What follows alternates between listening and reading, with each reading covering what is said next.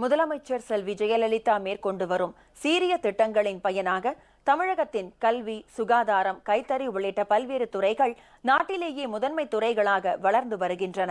முதலமைச்சரின் வழிகாட்டுதலில் பால் உற்பத்தியில் வெண்மை புரட்சி ஏற்பட்டு புதிதாக 2500 பால் உற்பத்தியாளர் கூட்டுறவு சங்கங்கள் தொடங்கப்பட்டு ஆவின் பால் உற்பத்தி நாள் ஒன்றுக்கு 21,40,000 லிட்டராக உயர்ந்துள்ளதுடன் ஆவின் பால் பொருட்களின் விற்பனையும் 150 கோடி ரூபாயாக அதிகரித்துள்ளது. ஆவின் நிறுவனத்தின் வெற்றி குறித்த ஒரு செய்தி தொகுப்பு.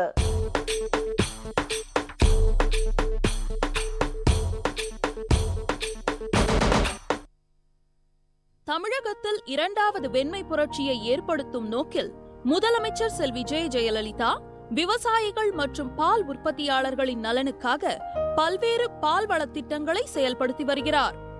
முதலமைச்சர் செல்வி ஜெயலலிதா மேற்கொண்ட சிறப்பான நடவடிக்கைகள் காரணமாக தமிழக பால்வளத்துறை தொடர்ந்து அதிக அளவு லாபம் ஈட்டி சாதனை படைத்து வருகிறது.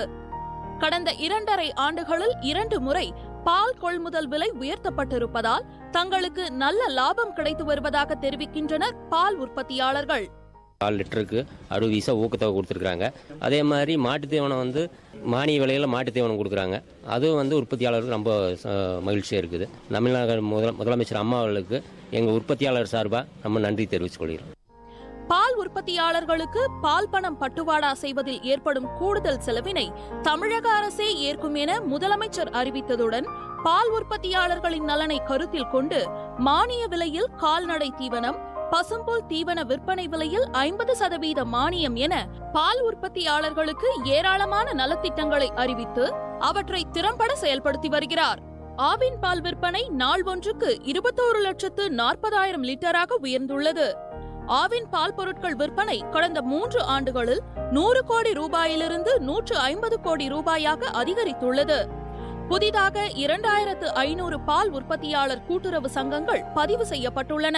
அம்மா எங்கள் பகுதியில் இந்த குளிரகம் அமைச்சு கொடுத்தது. இந்த பகுதியை சுற்றி உள்ள ஒரு 15 கிராமங்களுக்கு எங்களுக்கு ரொம்ப வசதியா இருக்குது.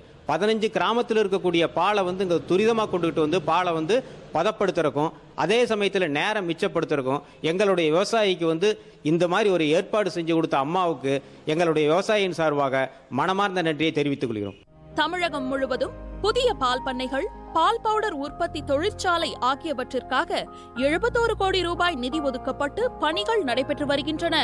பாலிலிருந்து தயாரிக்கப்படும் சாக்லேட், ஸ்லிம் அண்ட் ஃபிட் பால், 7 சுவைகளில் மில்க் ஷேக், மசாலா மோர், உப்பு கலந்த வெண்ணெய் போன்ற புதிய பால் பொருட்களும் கடந்த 2.5 ஆண்டுகளில் ஆவின் நிறுவனத்தால் அறிமுகப்படுத்தப்பட்டு பொதுமக்களிடையே மிகச்சிறந்த வரவேற்பை பெற்றுள்ளன. வளமான தமிழகத்தை உருவாக்குவதில் புது திட்டங்களை அறிவித்து அறிவிப்போடு நில்லாமல் அவற்றை விரைந்து செயல்படுத்துவதிலும் ஆற்றல் மிகுந்த முதலமைச்சராக செல்வி ஜெயலலிதா திகழ்கிறார் என்பதற்கு தமிழ்நாடு பால்வளத்துறையின் வளர்ச்சியும் விதிவிலக்கல்ல. ஜெயா செய்திகளுக்காக ஜேம்ஸ் லிசா மற்றும் ஈரோடு செல்வியுடன் வெங்கடசேது.